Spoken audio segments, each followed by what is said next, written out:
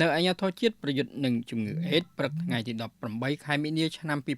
2026អាយដាមទេសរដ្ឋមន្ត្រីអៀងមូលីប្រធានអាជ្ញាធរជាតិប្រយុទ្ធនឹងជំងឺអេដបានទទួលជួបពិភាក្សាការងារជាមួយលោកជំទាវប្លាដង្កាអនដ្រេវ៉ាអ្នកសម្របសម្រួលអង្គការសហប្រជាជាតិប្រចាំកម្ពុជាអមដោយលោកស្រីប៉ាទ្រីកស៊ីយ៉ាអងភិននាយិកាអង្គការ UNAIDS ប្រចាំកម្ពុជាឡាវនិងម៉ាឡេស៊ី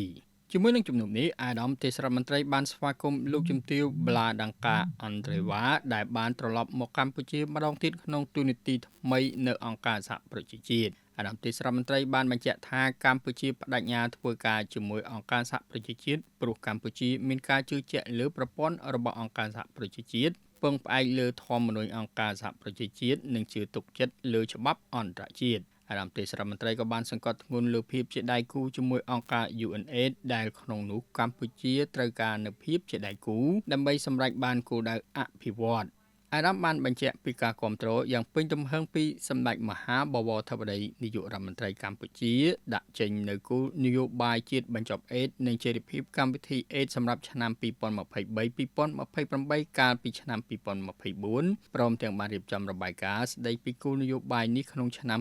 2025កន្លងទៅ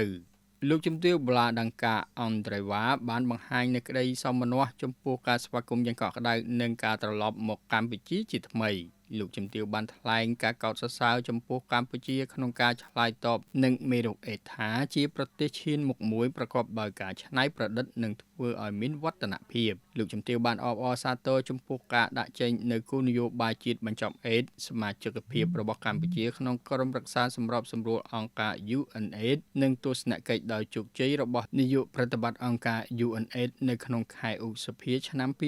2025លោកជំទាវក៏បានសម្ដែងនូវការអបអរសាទរដែលកម្ពុជានឹងទទួលបានជោគជ័យជាបន្តបន្ទាប់ក្នុងការឆ្លើយតបនឹងមេរោគអេដស៍និងជំងឺអេដស៍អាដាមទេសរដ្ឋមន្ត្រីបានបញ្ជាក់ថាដើម្បីអបអរសាទរសមិទ្ធផលថ្មីៗដែលកម្ពុជាសម្រេចបានអាជ្ញាធរជាតិប្រយុទ្ធនឹងជំងឺអេដស៍រៀបចំទស្សនកិច្ចរបស់លោក Eamon Murphy នាយកប្រចាំតំបន់អាស៊ីប៉ាស៊ីហ្វិកនៃអង្គការ UNAIDS មកកម្ពុជាក្នុងខែមិថុនាឆ្នាំ2026អាដាមទេសរដ្ឋមន្ត្រីបានថ្លែងអំណរគុណចំពោះកិច្ចសហការដ៏ល្អនាពេលកន្លងមកនិងសន្យាបន្តសហការជាមួយអង្គការសហប្រជាជាតិជាពិសេសអង្គការ UNAIDS បន្តទៅមុខទៀតដើម្បីបញ្ចប់អេដស៍នៅកម្ពុជា